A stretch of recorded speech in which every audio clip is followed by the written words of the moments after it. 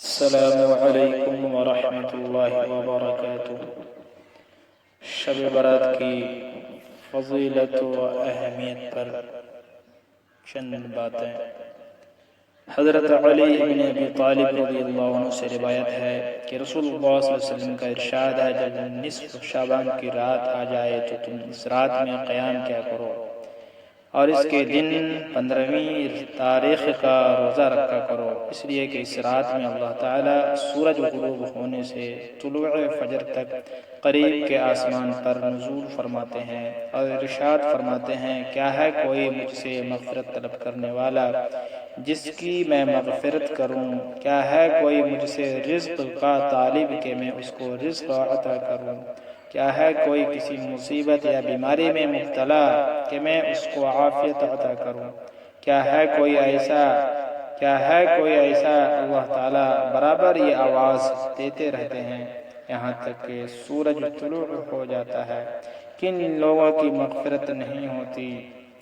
حضرت ابو موسیٰ اشعری رضی اللہ عنہ سے روایت ہے کہ رسول اللہ صلی اللہ علیہ وسلم نے ارشاد فرمایا، بے شک اللہ تعالیٰ جھانکتے ہیں یعنی متوجہ ہوتے ہیں نصف شعبان کی رات میں، پس اپنی تمام مخلوق کی مغفرت فرما دیتے ہیں سوائے مشرک اور کینہ رکھنے والے کے۔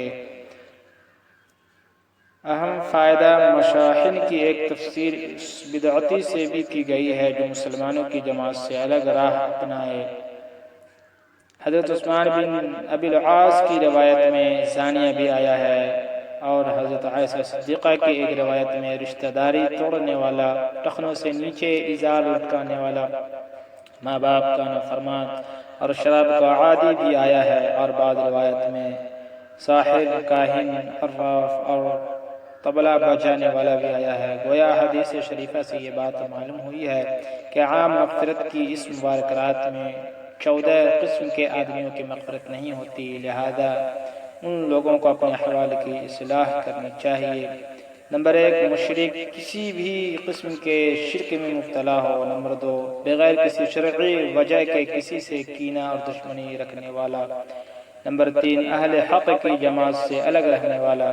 نمبر 4، زانی و زانیہ۔ نمبر 5، رشتہ داری توڑنے والا۔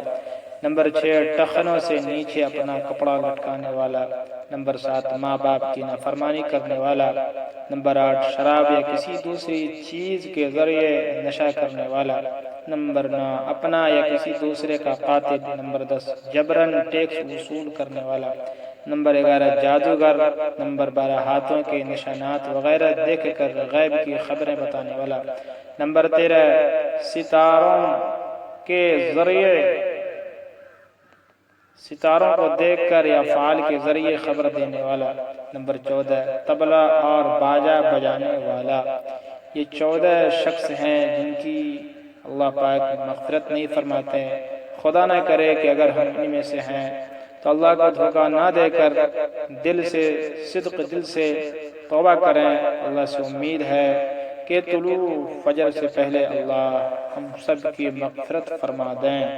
اللہ پاک کے حسن سے زیادہ ہم سب کو عمل کی توفیق عطا فرمائے، آمین ثم آمین، وما علینا الا البلاغ۔